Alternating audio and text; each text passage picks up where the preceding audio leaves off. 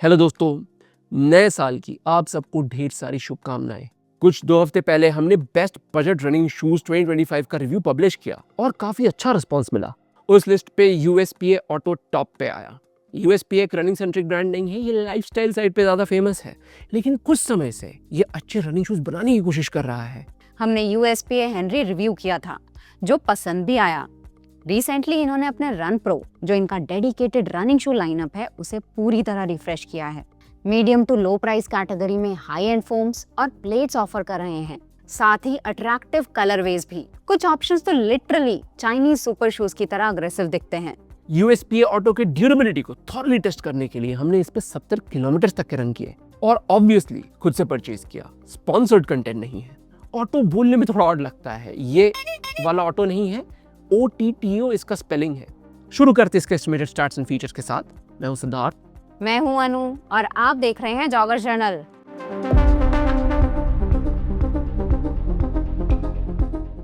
यूएसपीए auto का estimated stack height है 40 millimetre heal पे, 32 मिलीमीटर 4 फुट पे और ड्रॉप है 8 मिलीमीटर। मेन साइज यूके 9 में इसका वेट है 243 ग्राम्स और ये आता है 6599 का, पर हमेशा ही डिस्काउंटेड दिखता है। अपर बना है जकार्ड मैश का, मिडसोल में फीचर करता है ETPU फोम और आउटसोल में ऑलमोस्ट फुल कवरेज है रबर का, जिसके बीच से प्लास्टिक प्लेट भी दिखता है। लाइक्स की बात करें तो पहला होगा मिडसोल सेटअप। ऑटो के मिडसोल में 2 एलिमेंट्स हैं, ETPU फोम और एक प्लास्टिक प्लेट। फोम को सॉफ्टर एंड पे रखा गया है। ड्यूरोमीटर स्कोर आता है सिर्फ 23.24, जिसे सॉफ्ट ही कहेंगे। ETPU फोम बेहतरीन कुशनिंग देता है और इससे बाउंस का एहसास भी होता है। प्लास्टिक प्लेट इसी बाउंस को फॉरवर्ड मोमेंटम में कन्वर्ट करता है। कुछ ETPU फोम ज्यादा सॉफ्ट होने के कारण स्लगिश से लगते हैं। ऑटो में दौड़ना अच्छा लगा, लाइवली स्नैपी राइड के कारण। दूसरा लाइक है वेट। यूके 9 में ऑटो आता है 243 ग्राम्स का। ये एक हाई स्टैक शू है जो क्विक फास्ट वर्कआउट से लेके इजी लॉन्ग रन हैंडल कर सकता है, किसी भी डिस्टेंस तक। ऐसे शू को लाइट वेट रख पाना बड़ी बात है, और ये भी नहीं है कि इसमें बड़े सैक्रिफाइसेस किए गए हैं जो ड्यूरेबिलिटी को नीचे लाएं, क्योंकि आउटसोल कवरेज भरपूर दिया गया है। शू को लाइट वेट रखने में हेल्प करता है रेस ओरिएंटेड अपर। रेस ओरिएंटेड अपर क्या होते हैं? आपने नाइकी वेपरफ्लाई या आदिदास आदिज़ीरो आदियोस प्रो रेंज में देखा होगा कि उनके अपर थिन मेश के बनाए जाते हैं। पैडिंग मिनिमल होती है जो ब्रीथेबिलिटी बढ़ाता है। ऑटो में सिमिलर अपर देखने को मिलता है। एज अ रिजल्ट ब्रीथेबिलिटी शायद बेस्ट है किसी भी 3-4 हजार के शू के लिए। अभी ठंड का मौसम है, ये बेस्ट रहेगा गर्मियों के समय। Light weight, breathable, soft, cushioned, high stack, energetic, ये सारे फैक्टर्स कंबाइन होके खुद एक लाइक बनता है, वर्सेटाइल। 3 से 5000 रेंज में तो सबसे चहेते शूज होंगे एसिक्स का नूसा ट्राई 16 और क्यूमुलस 26। Obviously discounted. नूसा की तरह ये टेम्पो रन्स में अच्छा है। 6 मिलीमीटर एडेड स्टैक के कारण ऑटो बेहतर डिस्टेंस वर्सेटिलिटी भी देता है। क्यूमुलस काफी हद तक ऑटो से सिमिलर है, क्योंकि दोनों ही proper do it all daily trainers हैं, लेकिन आउटसोल का ग्रिप और ड्यूरेबिलिटी मच बेटर है यूएसपीए का। ऑटो में एक डिसलाइक है, फिट। हमारा यूके 9 कुछ ज्यादा ही लंबा और स्पेशियस है, ये एटलीस्ट हाफ अ साइज ज्यादा बड़ा है। Wide toe box runners prefer करते हैं, लेकिन ऑटो में पैरों का मूवमेंट थोड़ा ज्यादा होता है। इससे ब्लिस्टर्स या रबिंग नहीं हुआ लॉन्ग रन्स पे, लेकिन बताना जरूरी समझा। जिन्हें 8.5 या 9.5 कंफर्टेबल लगता है, वो हाफ साइज डाउन यानी 8 या 9 चुन सकते हैं। अब हम इशू के तीनों मेजर कंपोनेंट्स अपर, मिडसोल और आउटसोल को रेट करेंगे अपने एक्सपीरियंस के बेसिस पे।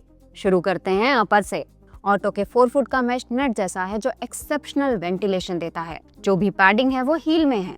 साइजिंग थोड़ा बड़ा है, लेकिन इस इशू के बाद भी लॉकडाउन में कोई दिक्कत नहीं हुआ। इवन लेस बाइट भी नहीं, मिनिमलिस्ट अपर होते हुए। लेसेस कुछ ज्यादा बड़े हैं और रनर्स नॉट के लिए होल्स नहीं दिए गए हैं। अगेन लॉकडाउन सही था, लेकिन डबल नॉट लगाना पड़ेगा ताकि लेसेस ना खुले। अपर को देंगे 3.25 आउट ऑफ 5।